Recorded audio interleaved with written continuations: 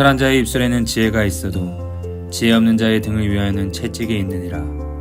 지혜로운 자는 지식을 간직하거니와 미련한 자의 입은 멸망에 가까우니라. 부자의 재물은 그의 견고한 성이요 가난한 자의 궁핍은 그의 멸망이니라.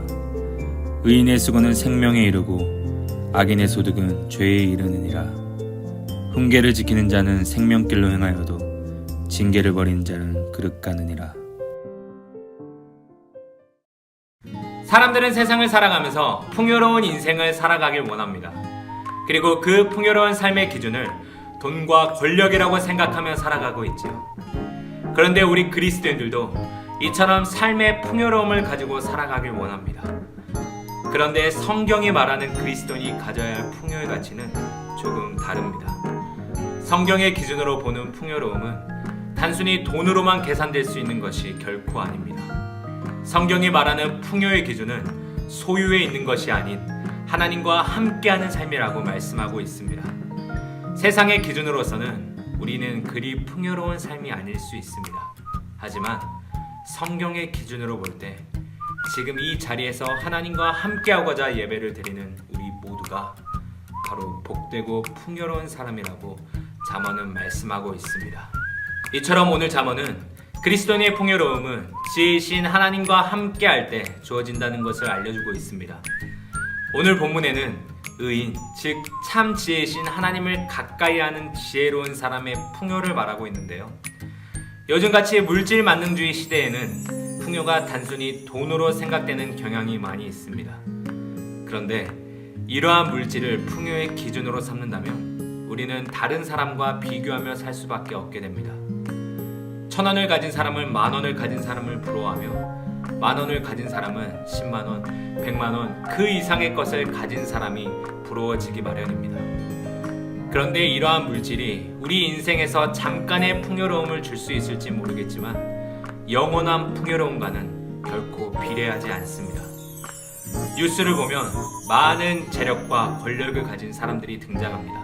하지만 그들도 가정의 평안, 건강, 젊음을 부러워하고 자신의 삶에 만족하지 못할 때가 많이 있음을 보게 됩니다. 그리고 이러한 시대를 살아가는 가운데 오늘 잠언은 우리의 삶에서 가장 중요한 것은 어떠한 상대적인 기준의 풍요가 아닌 내 삶에 풍요를 주는 절대적인 기준이란 것을 소개해주고 있습니다.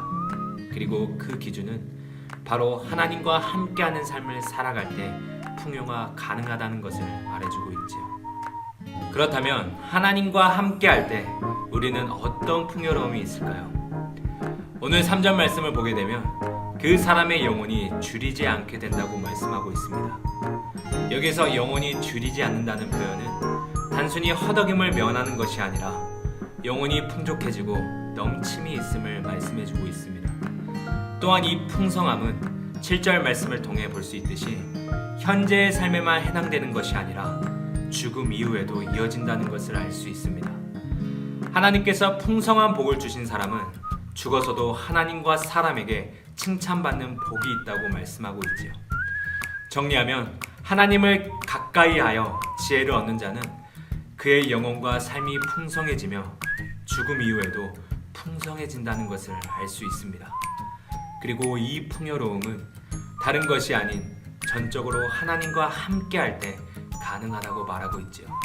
이어서 잠언은 지혜의 있고 없음은 삶을 통해 반드시 드러난다고 말씀하면서 11절과 16절의 말씀을 통해 지혜로운 사람은 그의 삶에서 선한 영향력이 나타나고 생명을 살리는 열매가 있다고 이야기합니다.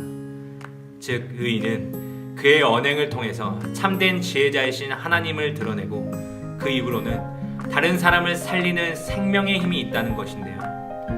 이것은 지혜로운 사람에게는 풍요함이 있는데 그 풍요가 단순히 의인만 잘 사는 것이 아니라 그를 통해서 지혜자이신 예수님이 드러난다는 것입니다. 바로 의인은 그 지혜로 생명을 살리고 회복시킨다는 말씀이죠. 하나님께 받은 풍요를 자신의 것으로만 가지고 살아가는 삶이 아니라 그 복을 흘려보내고 열매를 맺는다는 것입니다. 그런데 우리가 여기서 주목할 것은 지혜로운 사람에게 풍요의 열매가 있는 것처럼 지혜롭지 못한 사람의 삶에도 열매가 있다는 것인데요. 오늘 잠언은 의인의 삶과 대조하여 악인의 삶이 어떠한지도 이야기해주고 있습니다. 오늘 11절을 보게 되면 악인의 입은 독을 머금었다고 말하고 있습니다. 또한 이어서 16절에 악인의 소득은 죄에 이른다고 말하면서 의인의 입은 생명을 회복시키고 살리지만 악인의 입은 생명을 소멸시킨다는 것을 말씀하고 있습니다. 또 의인은 가질수록 풍성하지만 악인은 가질수록 죄를 짓게 된다고 말씀합니다. 바로 그 사람이 지혜로운 사람인가 지혜롭지 못한 사람인가는 그 사람의 삶의 열매를 보면 알 수 있다는 것인데, 아무리 말로 지혜로운 척하고 자신을 포장하려고 해도 그 사람의 열매를 보면 그 사람이 어떤 사람인지 드러난다는 것이지요. 그래서 본문 9절에서는 악인의 굽은 길, 즉 사람의 생각으로 움직이는 요행은 반드시 드러난다고 말씀하며, 그런 악인을 10절에서는 눈짓하는 자라고 표현하고 있습니다. 악인은 자신만 안 좋은 일을 하는 것이 아니라 다른 사람도 안 좋은 일을 하도록 눈짓하여 죄를 짓도록 미혹한다는 것이지요. 이처럼 지혜 없는 자, 즉 악인은 자신뿐만 아니라 타인에게도 부정적인 영향을 끼치게 됩니다. 그래서 잠언은 악인의 입은 서로 미워하고 다투게 하지만 의인의 입은 사랑함으로 하나 되게 한다고 말씀하고 있지요. 그런데 우리가 사는 세상을 돌아보면 사실 풍요함보다는 부정적인 영향을 끼칠 때가 더 많은 것 같습니다. 그 이유는 지혜로움과 풍성함은 잘 드러나지 않지만 악과 부정적인 영향은 바로 티가 나기 때문이지요. 그렇다면 어떻게 해야 부정적인 영향력이 풍요함으로 바뀔 수 있을까요? 그 대답은 오늘 17절에서 말해주고 있습니다. 훈계를 지키는 자는 생명길로 행하여도 징계를 버리는 자는 그릇 가느니라. 삶에 풍요가 있기 위해서 우리는 참된 하나님의 말씀을 지켜야 합니다. 그 참된 지혜신 하나님의 말씀을 지킬 때 비로소 우리는 생명의 길로 행할 수 있게 되죠. 그리고 우리가 그 생명의 길로 행할 때 9절에 기록된 대로 바른 길로 행하는 우리의 걸음을 평안하게 하실 줄로 믿습니다. 그리고 무엇보다 이 풍요의 절대적 기준은 하나님과 함께하는 것, 하나님과 동행할 때 우리의 삶이 풍요해진다는 사실을 기억하시길 바랍니다. 우리는 삶을 살아가다 보면 여러 상황에 놓일 때가 참 많이 있습니다. 그때마다 오늘 말씀을 기억하여 하나님을 가까이 하면서 넘쳐나는 풍요로움을 누리시기를 원합니다. 세상적 기준의 풍요로움보다 풍요로움의 절대적 기준인 하나님과 동행하며 말씀을 지켜나가는 삶이 되시길 바랍니다. 그리하여 우리의 삶에서 터져나오는 그리스도의 풍요로움을 통해 생명을 살리는 지혜자의 삶이 오늘 저와 여러분에게 있기를 간절히 소망합니다. 사랑의 하나님 아버지 감사합니다. 오늘도 우리에게 허락하신 지혜의 말씀을 통해 한 주간 승리하게 하여 주시옵소서.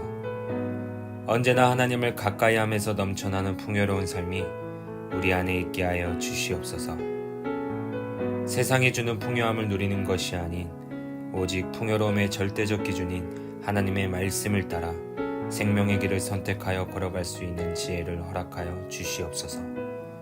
그리하여 사람을 살리고 회복시키는 지혜자의 삶이 신앙의 중심이 되어 살아가게 하여 주시옵소서.